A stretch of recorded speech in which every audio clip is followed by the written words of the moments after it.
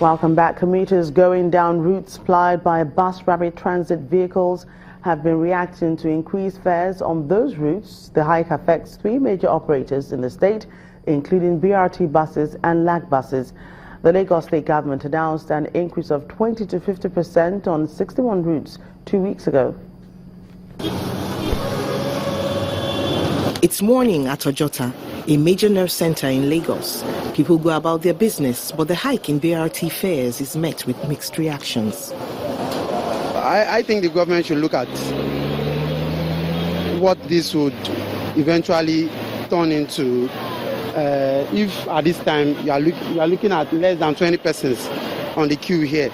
I think it's fair because the blue ones are comfortable, they're cleaner, well maintained, so I don't mind paying the extra 15 naira. The trip to mile 12 is a pleasant one. The cooling system is effective and some commuters even take a short nap along the way. Although the proposed hike in fares was announced about 2 weeks ago, here in mile 12, some people are still reeling from the shock of it. While some commuters are against paying a higher fare, others defend the increase, and they have their reasons.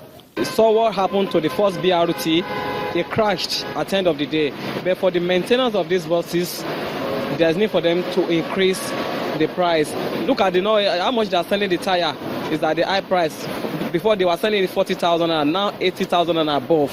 Reasons the Lagos Metropolitan Area Transport Authority, LAMATA, considered before alerting commuters of the impending increase.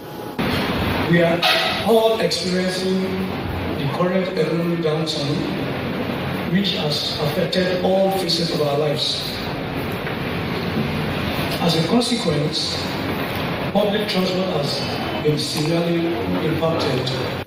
As he announces the increase, the managing director of LAMATA appeals for commuters' understanding. The average increases approved range from 20 to 50% on different routes. In approving the fare increase, government weighed the justification of the operators for the increase vis-a-vis the effect on the commuters. People caution that for every action that would require belt tightening, the government should have palliative projects for its citizens. I heard about the Lagos State government trying to stop downfall drivers, and they are not making any plans for them. Whatever they are trying to break down, let them make avenue for people to live. But LAMATA insists that the increase of 20 to 50% is fair and much less than the cost of their operations at about 110%. Mary Alale Yusuf, Channels Television News. The Kaduna State government has commenced the implementation of the new contributory pension scheme for workers who retire from the state civil service. According to the state governor, the new scheme is part of efforts to correct delays in payment and the resulting hardship for pensioners under the old plan.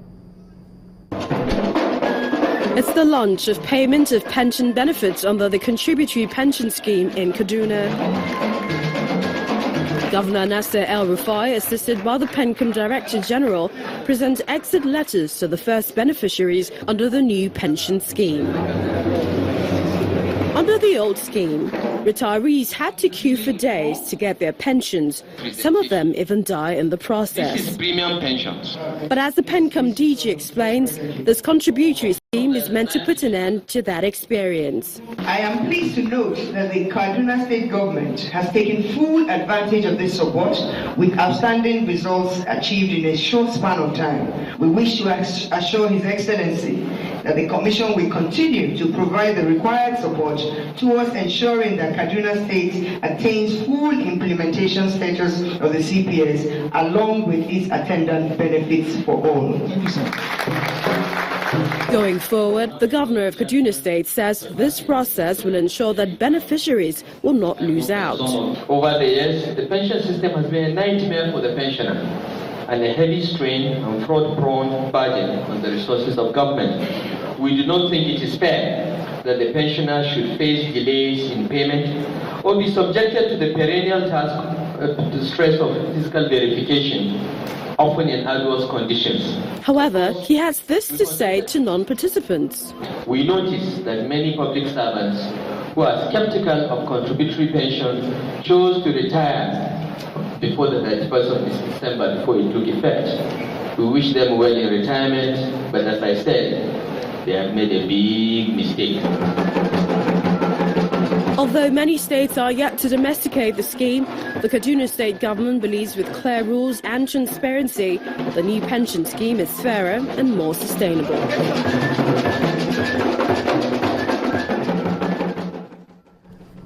That's news across Nigeria. Thank you for watching. I'm Joke Rogers.